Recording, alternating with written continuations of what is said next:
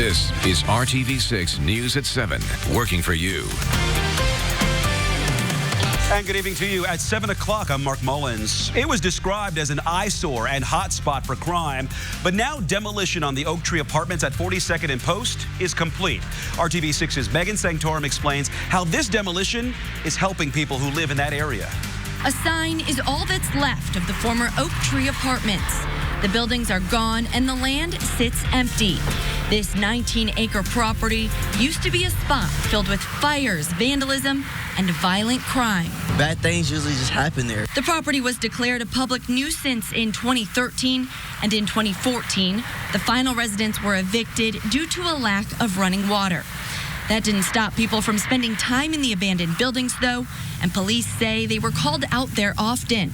Demolition started on October 30th, and now that the buildings are down, people who live in the area tell me they see police being able to focus on other parts of the neighborhood, and they're excited about what could be next for this land. I think more stores and stuff should be over there because there's really nothing over here. Another apartment, really, if they have to rename the name of the same thing, just make it better. Working for you, Megan Sanctorum, RTV6. Well, now to the forecast. The lights at the Brickyard are still shining brightly at Indianapolis Motor Speedway. Storm Team 6 meteorologist Kyle Mounts joining us now, helping you plan your weekend. A great sight there, although we had some fog, Kyle. Yeah, Mark, kind of helping to brighten things up just a little bit. And you got a little over a week to still enjoy the lights there at the Motor Speedway. As we check out the view on the satellite and radar, we've had a lot of clouds and some of that fog around, but no precipitation. And you can see we're actually starting to thin out those clouds just a little bit this evening. Still, though, have some fog. It's not really causing us any travel issues out there, but reduced visibility. Fissures between 5 and 6 miles, less than 5 miles in Fairmount, and Indianapolis right now, 7 mile the visibility, with a temperature that's in the upper 30s, 36 for you in Kokomo and 41 in Bloomington, where you're starting to clear out those skies a little bit. We'll have partly cloudy to mostly cloudy skies this evening, still with some patchy fog, and after an initial drop in those temperatures, we'll actually level off around 40 through 11 o'clock. Well, unfortunately, some families are not worried about buying gifts this time of year. They're worried about buying food. And that's why Indianapolis Public Schools offers free breakfast and lunch over every holiday break. The program is not just for IPS students. Any child under 18 can get free meals. Food Service Manager Mark King wants people to know that this service is available. There have been some people coming in, but not enough. Not enough. And, you know, we have more than enough food to take care of a lot of people. The service will continue Monday, Thursday, and Friday of next week at more than a dozen locations. You can find a full list of sites and times on our website, theindychannel.com. Some Butler students are on a mission to help people who have trouble affording food. They're teaming up with Indy Hunger Network on an application that will help out and figure out if you're eligible for SNAP benefits. SNAP stands for Supplemental Nutrition Assistance Program. The students are creating a website that helps people calculate their eligibility. Through this project, they've learned only 25% of people who qualify for SNAP are actually getting those benefits. So we're just trying to add a resource to the internet, to the general public, and make sure that people know that SNAP benefits are actually attainable for people who may not think that they are. There are a lot of people that could potentially be helped by this, and I want to help as many people as I can doing what I do with software. You can learn more about your estimated SNAP benefit allowance by entering basic household information in the site. You can find the link to the application on the RTV6 app. A major new law that raises the federal age limit to buy tobacco products to 21 is now in effect, and it is creating a lot of confusion. The Food and Drug Administration made the announcement on its website today. This comes after President Trump signed the new minimum wage into law as part of a spending bill last week. Now, the legislation includes cigarettes, cigars, and e-cigarettes. The shop tobacco world has questions about the law, but it is abiding by it. I agree with the reasoning on putting this vote in. Now, putting it in and sneaking it in like they did, I don't necessarily agree with that. It's bad for businesses. It's bad for, you know, all kinds of stuff. It's going to create chaos. RTV6 reached out to the Indiana Alcohol and Tobacco Commission about this change. They suggested we reach out to the FDA. The Indiana Fuel and Food Association released a statement criticizing the abrupt timing of the law, saying in part, quote, to expect the more than 500,000 clerks employed by some 10,000 tobacco retailers in Indiana, not to mention their customers, to discover that this law is already in effect is completely reckless, end quote. As people around the country get ready to celebrate 2020, federal authorities are warning that people who want to commit violent attacks may target crowded holiday events. ABC's Michelle Franzen explains how the site of one of the biggest New Year's Eve parties is preparing. 3, 2, 1. As revelers prepare to ring in the new year around the world, in New York, the NYPD is reminding everyone to remain vigilant. I can tell you that we currently have no specific credible threats directed toward any of our events. Still, I'm going to ask that members of the public, as always, remain vigilant. In late November, federal agencies issued a joint bulletin warning that holiday events and large gatherings, such as the Thanksgiving Day parade last month or next week's celebrations in Times Square, remain attractive targets for violent extremists. Nobody secures large-scale events better than the NYPD. Our men and women in blue will be out in full force, protecting the ball drop in Times Square and the numerous other celebrations throughout the city. 2019 has been marked by several high-profile attacks, including the shootings at a Walmart in El Paso, Texas, that left 23 dead, and the recent mass shooting at Pensacola Naval Air Station in Florida, where 3 people were killed and 8 others injured. The gun used in Pensacola was purchased legally, even though the shooter was a Saudi national. In a new report, the FBI warned would-be terrorists, including non-U.S. citizens, could use the hunting license loophole to purchase a gun. The Federal Highway Administration's issued a security advisory earlier this month warning of a possible shift in ISIS propaganda that suggests would-be lone wolf attackers move away from vehicle attacks and instead carry out smaller-scale attacks near highways, which could make for an easier escape by the assailant. However, the agency did caution it is not aware of any specific attacks against highway infrastructure or adjacent rest stops. Michelle Franzen, ABC News, New York. 12 years in prison is the sentence for an Indiana woman accused of an unthinkable crime. Tiffany Alberts admitted to injecting fecal matter into her son's IV at Riley Children's Hospital in 2016. He was being treated for leukemia at the time. A judge handed down the sentence yesterday. 5 years of it are suspended. Investigators say the feces caused bacterial infections and sepsis. January 7th is the next court date for a man accused of setting several fires on the southwest side of Indianapolis. Dier Gray faces 17 counts of arson. In court today, the judge reduced bond from $80,000 to $40,000 after Gray said that he was diagnosed with schizophrenia and psychosis more than 4 years ago. The arson spree went from September 17th to December 16th, according to court documents. As friends and family prepare to say goodbye to the woman found dead in the trunk of her best friend's car in Texas, an attorney representing that friend is releasing public comments for the first time. And a little later, I think it's a really good feeling to be able to know that your change is going to a charity that really needs help during the holiday season. McDonald's is making it easier to donate pocket change to the Ronald McDonald House in this age of credit cards and Apple Pay. RTV6 is working for you. Visitation services are happening now for the woman found dead in Texas just weeks after she gave birth to a baby girl. The funeral for Heidi Broussard will be held tomorrow. Broussard's longtime friend is facing charges. ABC's Kaylee Hartung reports the newborn baby may have been the motive behind the alleged crimes. Heidi Broussard's family prepares to celebrate her life. Attorneys representing her best friend accused of kidnapping her and her baby are speaking out for the first time. Megan Fieramusca now scheduled to make her first formal appearance before a judge here in Austin on January 2nd. Her defense team saying in a statement they are proud to represent her and anxious to review the evidence collected thus far, adding, "We are in the beginning stages of a very long process, but there are many questions that need to be answered." A week-long search for Broussard and her newborn baby ended when police found Broussard's body strangled in the trunk of Fieramusca's car. Baby Margot was discovered unharmed inside Fieramusca's Houston home. Broussard's loved ones blindsided. That was the biggest surprise of my life. That was insane. Police say they suspect this was a plot to steal the baby and pass it off as her own. Mutual friends of the two women say Fieramusca told them she was pregnant at the same time Broussard was, and even claims she gave birth. This girl, Megan, just had a baby? Yes. How long ago? Her name's Luna. She's 15 days old, 16 days old. Her and Heidi are best friends. Did you see her baby? I haven't seen pictures of her. Firamuska is charged with 2 counts of kidnapping and tampering with Broussard's corpse, but no murder charges have been filed. Firamuska's attorney says they have no information from the Travis County District Attorney's Office regarding additional charges. The District Attorney's Office tells ABC News all documents in this case have been sealed by a judge. Police stress this is still an active investigation. But a critical moment coming just hours before Christmas Eve. She's coming home tonight, and, that's the best thing that, could ever happen. The newborn returned safely to her father's arms. Shane Carey posting this photo saying simply, baby Margot is home.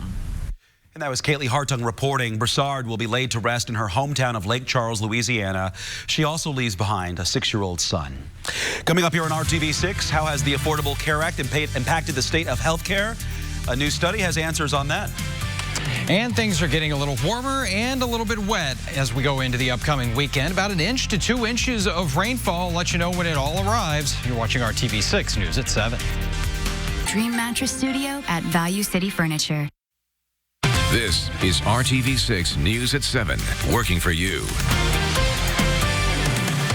Ronald McDonald Houses across Indiana and the world provide a home away from home for families with children battling serious illnesses.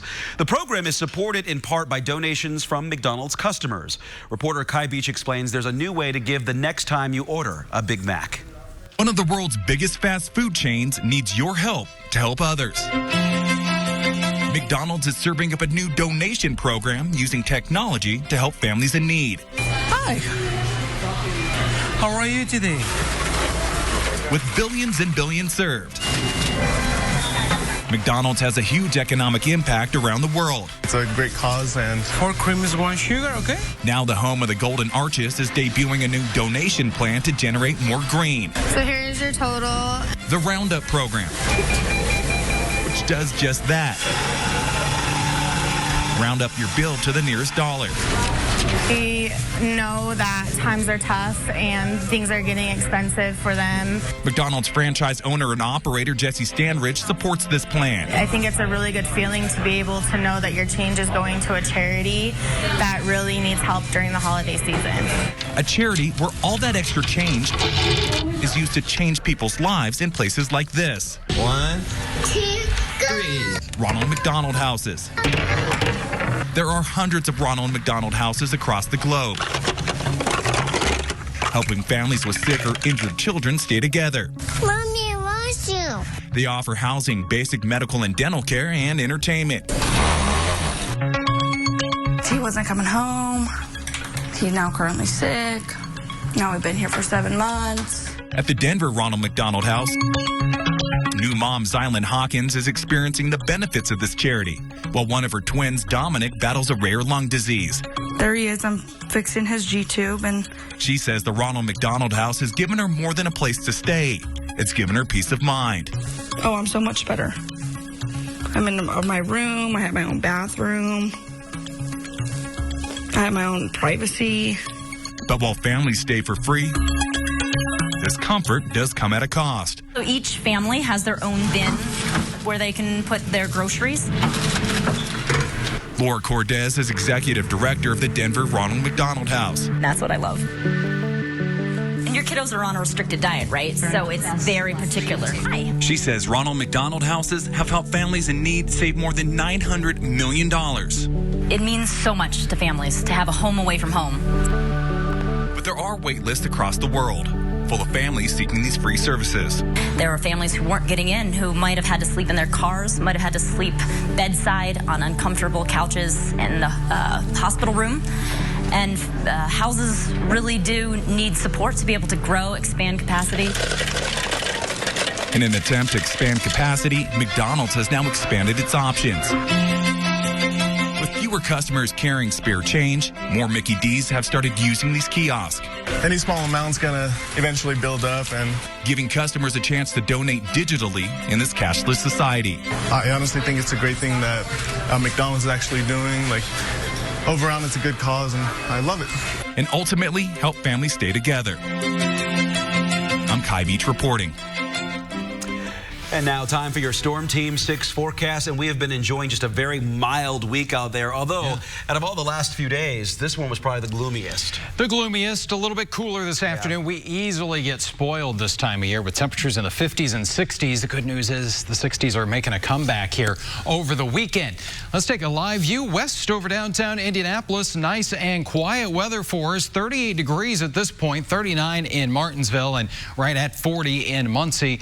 We have the clouds. They're breaking apart a little bit, and that's allowing temperatures to dip into the 30s. But as we go through the overnight, we'll actually come up a degree or two and hold right around 39 degrees as we head into the morning, at least in the city. A little bit cooler, those who work our way to Lafayette, Kokomo at 31, 39 in Columbus. And I do think we'll start off the day with some of that patchy fog. We'll never really quite get rid of that during the overnight. Saturday, more cloud cover is going to be around, but the temperatures rebound here. So we're already into the middle 50s at noon. We'll get back into the lower 60s for our Saturday afternoon high. Again, close to records, but even with all this warm stretch that we've had, we haven't broken any records here in central Indiana. Numbers 61 at 4 o'clock. A few showers as we get to around 8 o'clock in the evening. Forecast highs 63 in Bloomington, middle 50s for you in Peru. Again, nothing to complain about here as temperatures are all well above where they should be here for the end of December and the end of the year. As we go into Saturday evening, a couple of those isolated showers. This is 11 o'clock tomorrow night. That's when the rain will start to get a little more widespread. Could have some moderate downpours, and as we go into Sunday morning, we'll have fairly soaking rains across the area and possibly a couple of rumbles of thunder here as we go through the day. And even into Sunday evening, another surge of some light to moderate rain. Finally, things will begin to dry out as we go overnight and into Monday morning. But right now, all the models kind of coming in on agreement here, talking about 1 inch to 2 inches of rainfall by the time we get into our Monday morning. Behind the system, it is going to turn windy and colder. We could have wind gusts Monday and Tuesday between about 30 and 40 miles per hour. So that is certainly going to add to this chill in the air in the 7-day planning forecast. We'll go from 63 on Sunday, drop about 20 degrees on Monday afternoon to 43, 37 on Tuesday. That's going to feel pretty cold compared to where we have been, but you notice that's right about where we should be. Temperatures will moderate a little bit going into the new year. 2020 on Wednesday, we've got some sunshine, 44 the high there, and the 50s. We're not finished with those just yet. Thursday and Friday looks like they will return with another chance for some rain to end next week. Mark? Kyle, thank you for that. For many people, new health care plans kick in on January 1st. Tonight, ABC's Trevor Alt is finding out if having insurance coverage means more access to doctors. With the new year approaching, presidential candidates out on the campaign trail continue to tout their individual ideas for health care reform, with some proposing Medicare for all, the government providing insurance for all citizens. But before Americans move forward, researchers from the UCLA School of Medicine are taking a look back. After the Affordable Care Act was passed, many in healthcare worried that all the newly insured Americans under Medicaid expansion could flood emergency departments, driving up costs and wait times. But according to these researchers, the exact opposite happened. They looked at more than 17,000 people in states that expanded Medicaid and found that more people were able to start seeing a doctor regularly. And by focusing on preventative care, there was less need for emergency care. When it came to emergency room visits, nothing changed. The research showed people didn't start using the emergency room more just because they had better insurance. They also didn't use it any less. The study authors concluded that having better insurance means more people may start seeing doctors and take better care of themselves. The study authors concluded that having better insurance, whether it's provided by the government or a private company, means more people may start seeing their doctors and take better care of themselves, and this may actually reduce expensive emergency room visits in the long run. With this Medical Minute, I'm Trevor Alt, ABC News. Well, Gleaner's Food Bank is wrapping up the decade. On an historic note, Gleaner says this month it distributed more than 500 million pounds of food and other items to people across central and southeastern Indiana. This morning, staff members and guests marked the milestone by holding a rally as a truck loaded with food left for the distribution center. Gleaner's will celebrate its 40th anniversary next September. You're watching RTV6 News at 7, a live view from our downtown tower camera looking north there, socked in with the fog. We'll be right back after this. Budget stretches further at Mattress Firm. You still have plenty of time to recycle your Christmas tree in Marion County. There are designated recycling spots at 9 Indianapolis parks, open from dawn to dusk. And don't forget to remove all your decorations either. Roger Harris dropped off his mother-in-law's tree at Broad Ripple Park before flying home back to Canada. He says while getting rid of the tree can be sad, he's happy to do it in an environmentally friendly way. It's bittersweet, isn't it? It really is. And so, yes, it's early. I think normally she would leave it up maybe till after the first of the year, but since we're here and we're leaving, I decided to go ahead and do that. Tree recycling at Indy Parks goes through January 31st. You can find a full list of drop sites on our website, theindychannel.com, or on the RTV6 app. I do know those people that keep it up till February 2nd. I really do. A little long. Yeah.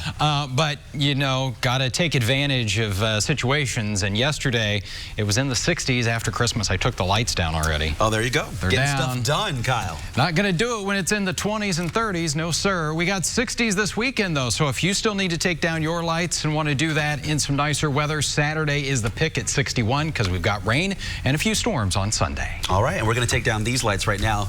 We'll see you back here at 11 when we turn them back on, right? That's right. We'll be here. Have a good night.